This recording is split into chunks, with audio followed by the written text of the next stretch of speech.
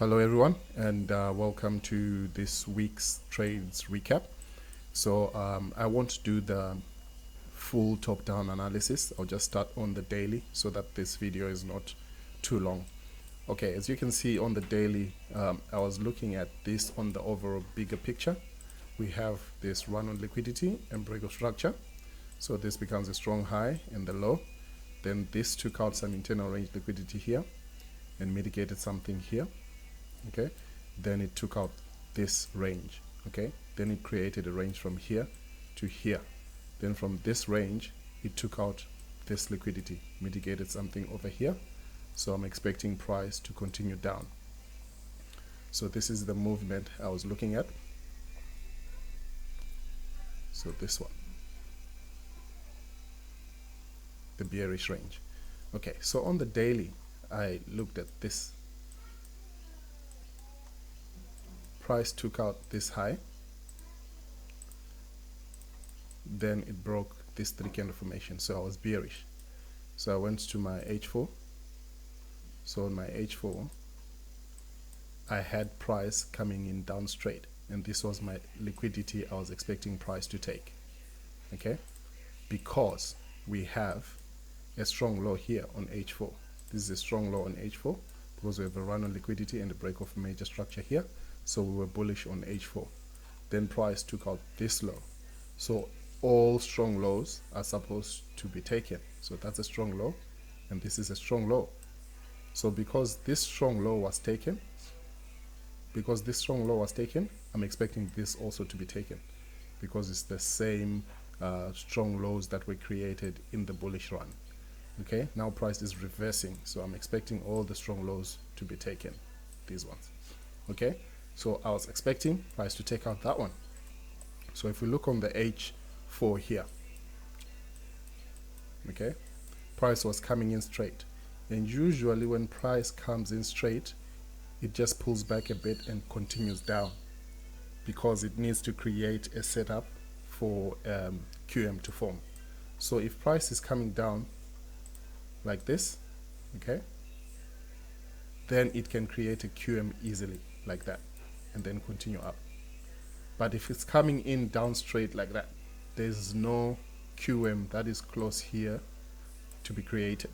So price would then move up and then down so that it can create a QM when it breaks that level. So I was expecting price to just retrace a bit and continue down with the bias of taking this low out, this one. Okay, so that was what I was looking at. So this was what I had on H4. Then I moved to my M15. So on M15, this is what I had. I have a range from here to here. Okay, expecting the H4 to create our QM. Not to create a QM, to set up for a QM like this, what I was explaining. Alright, so I was looking at this range from here to here. Alright, let me just mark that. From here to here, as you can see, that's a strong high. This is a strong high. Okay, and we have our break of structure here. Alright, and there's no three candle formation that was taken here. There's no three candle formation that was taken here by this swing. Okay, the only time it took a three candle formation was price when it took this high here. That's when I confirmed the range on M15 like this, took it here. Okay, so with our premium discount, this is our discount and this is our premium. Okay, so price is already in premium where we look for sales. So I was looking at internal range liquidity. We have a three candle formation here that can be taken or cannot be taken. So when I saw price taking out this three candle formation, confirming this range here, when the QM was formed here, it confirmed that this range is about to continue down. Okay, so I have my external range liquidity here.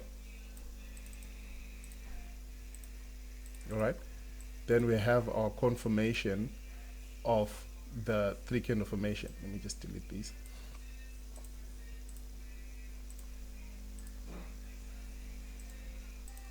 After Asia, we have this break. Okay, so price created that high, and then since I'm bearish, because it made that high, I'm not looking for buys here because I'm looking for sells. Okay, so when price confirmed that it was going down here, I confirmed my range here. That's the high, the lower high. So when price did that, I then looked for my key level. So on my H4, I couldn't find a key level because this candle was still forming. This candle was still forming, this one. So I went to my H1, and on my H1, what did I have? I have this unmitigated wick. So I then put my key level on the unmitigated wick, and then dropped down to a lower time frame. I think I went to M1 to look for internal range liquidity in that range. So when you look at the M1,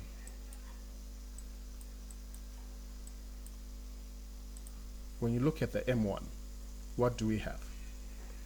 This is the low that was taken to confirm that our M15 range is about to get into expansion.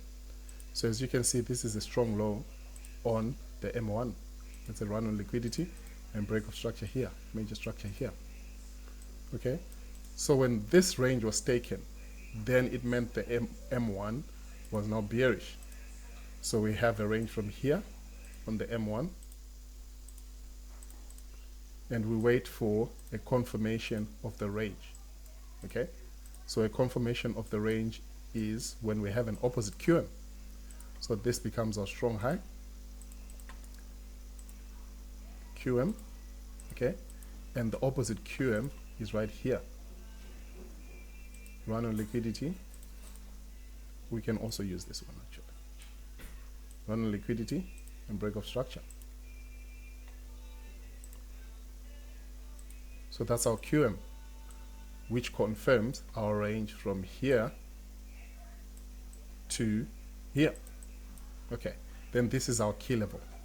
So when we have our key level here, we look for internal range liquidity. Here I use just this small inducement that was created above our key level. All right, I could have just used maybe something up here, but I would have missed the trade, as you can see. So I just stuck to my H1 unmitigated wick and then drew my level like that. Stop loss above the strong high, and then I put my entry just on the key level. All right, stop loss was 5.5 pips, I think. 5.5 pips. Then the target was the M15 external range liquidity, which is this one. And price just dropped down to our target for a 6% trade.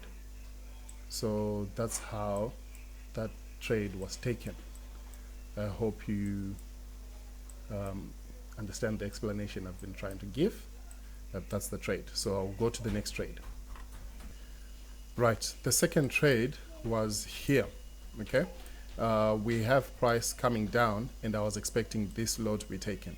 Okay, and that low was taken, and price mitigated this order block. Okay, that was my key level. So on that key level, I was expecting just a small reaction, price continue down. So I was still bearish. Okay, then I went to my M15. What did I have on my M15? I have my strong high here. That took this external range liquidity of the trade we just took. Okay, then I was looking at premium and discount. So that's my premium. Okay, that's my premium and that's my discount. That's the range. Okay, and we have a confirmation of our range just here. Price ran liquidity here and then broke structure. So that's our QM to confirm the range from here to here. Okay, once we have our range, we have our premium and our discount. So what do? We buy in discount and sell in premium. All right, so price has taken this external range liquidity of the not external range liquidity. It has taken liquidity from the higher time frame and mitigated a higher time frame key level. We expect some reaction. It might react to somewhere here and then drop, or it might actually give a big pullback before dropping. Okay, so in knowing that we have higher time frame mitigation, I was expecting price to at least get into premium, and I was expecting this internal range liquidity to be taken, this one. So when I was expecting that to be taken, I just looked at market structure and session timings. If you have a look here, we have a run on liquidity here. We can actually use this one. Price took that low, okay, and price broke structure here, okay. All right, so we have a QM right here. Let me use this one like that. So we have QM here, that's the high. So we have an internal range like this, that's a low, okay, and that's the high. That's the range I'm looking at. Remember, I'm expecting this high to be taken. All right, so when price gave me this QM, I then looked for my key level. As you can see here, we do not have any internal range liquidity. Then I went to my H4. On my H4, I found a key level, which was this unmitigated wick, this one. So I put my key level right here, unmitigated wick, which aligned with the H1. It was also an unmitigated wick on H1 and also a wick on M15. So on M15, I saw that this is our liquidity, this one. So price is most likely to take this one because we do not have any internal range liquidity here. So if price is going to take this one, where is it going to mitigate? It's going to mitigate something in this H4 unmitigated wick. So I didn't want to refine it further to go down to take this as liquidity. I didn't want to do that, but I just used my H4 unmitigated wick. Then I set my entry on the unmitigated wick, stop loss above the protected low, and which range are we working with? This one. As you can see, that's the external range liquidity.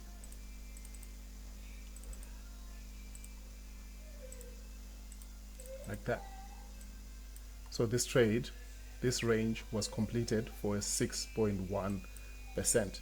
So if I wanted to hold it to where I was expecting price to get, I would have got something like 11%. But I just work with the current range I'm looking at.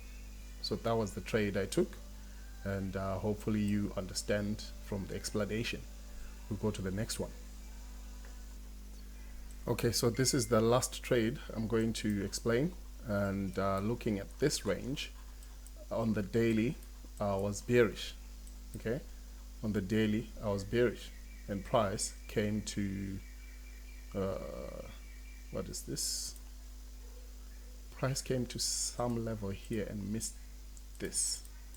Price just missed that. Let's check on the weekly what we have. Okay, on the weekly, no, this is not. On the weekly we have this unmitigated wick. That's the monthly, sorry, that's the monthly chart. Let's go on the weekly.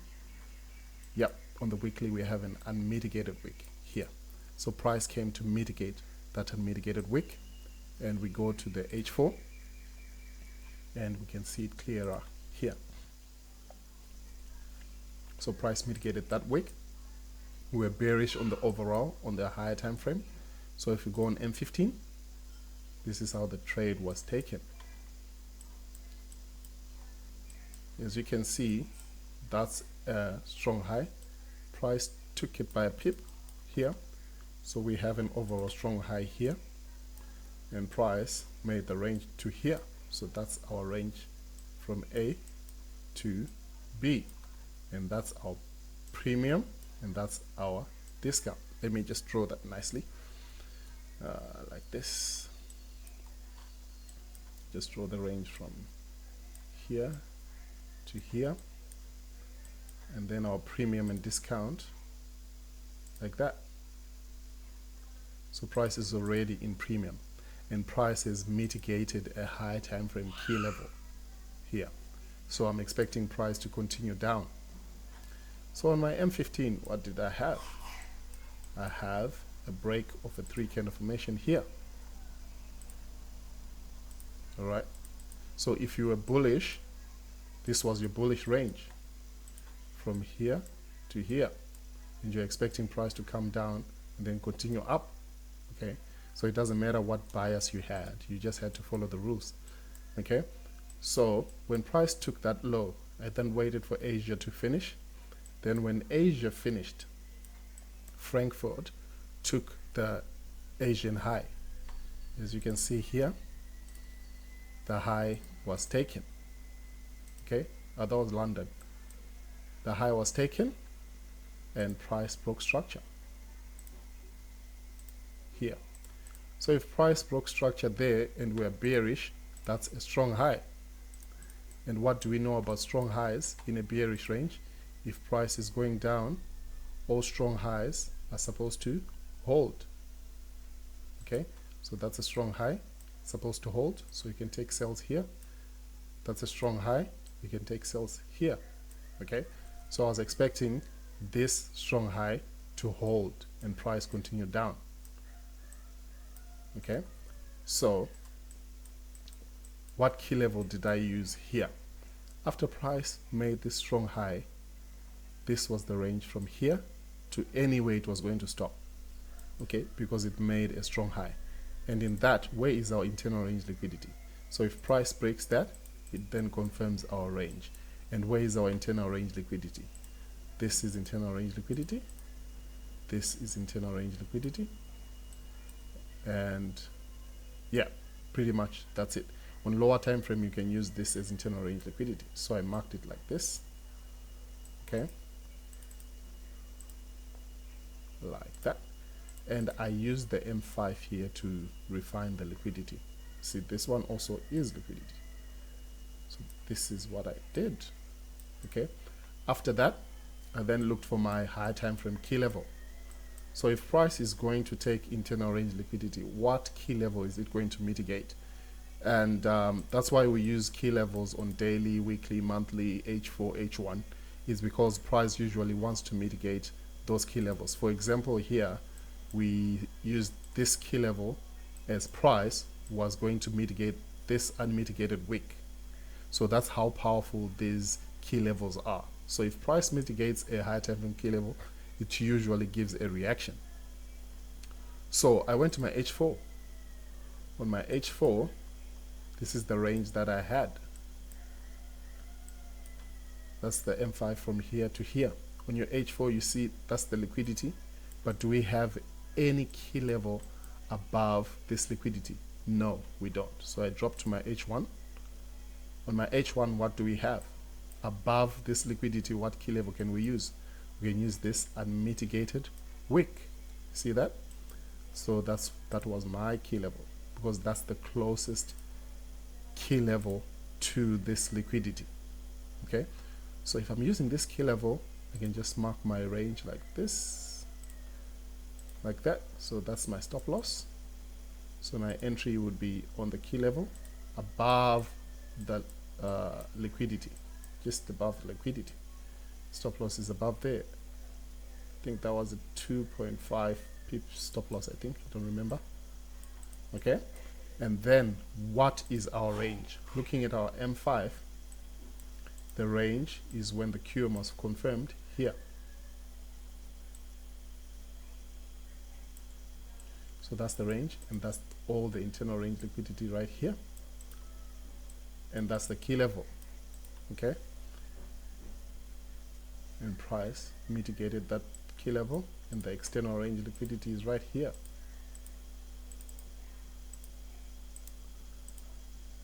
Price took it.